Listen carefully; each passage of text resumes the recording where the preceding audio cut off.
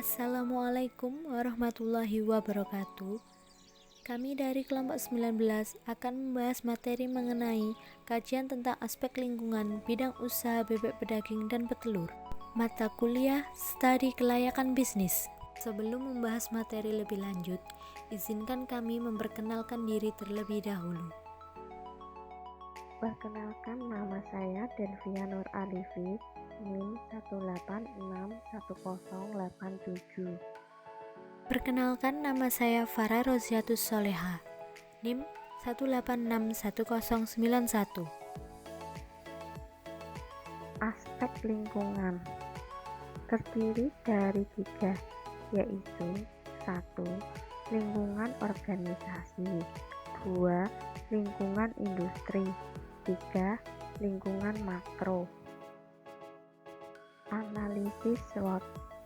Strength, internal positif, terdiri dari 1. Bibit lebih mudah didapat, 2.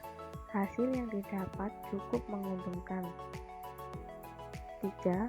Pengalaman beternak, 4. Ketersediaan pakan, 5. Bebek lebih mudah dipelihara daripada unggas lainnya.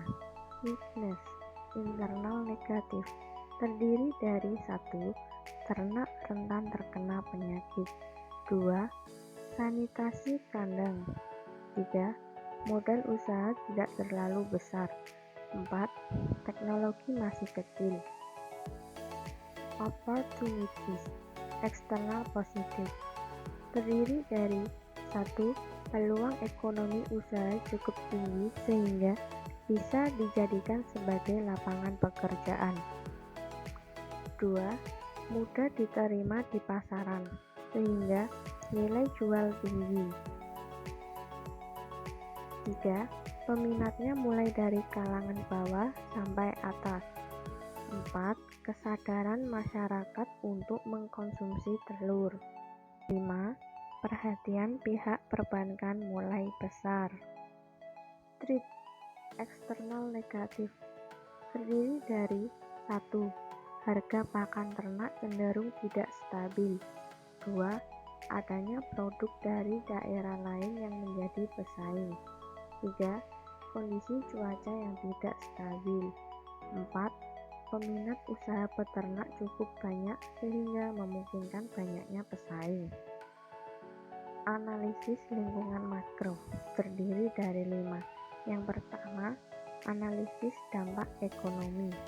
Dengan adanya badan usaha peternakan bebek, pedaging, dan petelur, dampak ekonomi yang terjadi ialah adanya pertumbuhan kesejahteraan masyarakat karena dengan adanya peternakan tersebut menjadi peluang kerja masyarakat sehingga mampu meningkatkan perekonomian daerah setempat. 2. Analisis dampak sosial budaya. Suatu usaha sangat dipengaruhi oleh faktor sosial budaya seperti kepercayaan, sikap, dan gaya hidup orang-orang di lingkungan eksternal peternakan bebek tersebut, sehingga bisa menjadi dampak positif maupun negatif bagi usaha peternakan bebek tersebut. 3. Analisis dampak politik dan kebijakan.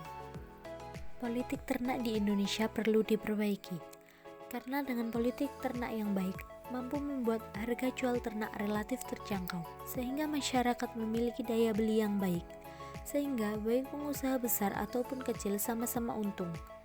Dan usaha peternakan bebek, pedaging, dan petelur ini telah memiliki izin yang legal dari pemerintah daerah setempat. 4. Analisis dampak teknologi. Faktor teknologi tidak boleh diabaikan di sektor peternakan. Pasalnya, melalui teknologi, produktivitas peternakan akan semakin meningkat. Tenaga kerja juga akan semakin meningkat kapasitas dan kemampuannya. Jika perubahan teknologi diabaikan, bisa menjadi ancaman bagi usaha peternakan tersebut. 5. Analisis lingkungan hidup.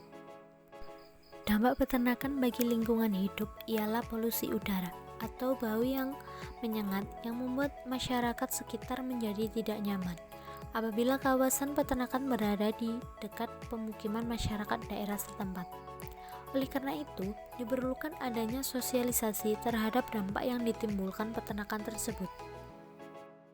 Selanjutnya, lokasi dan lingkungan.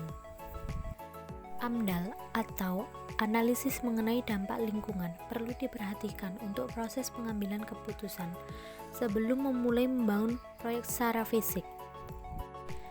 Karena untuk mengetahui dampak positif maupun negatif dari pembangunan proyek tersebut.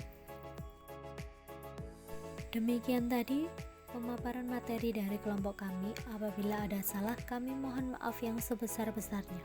Wassalamualaikum warahmatullahi wabarakatuh.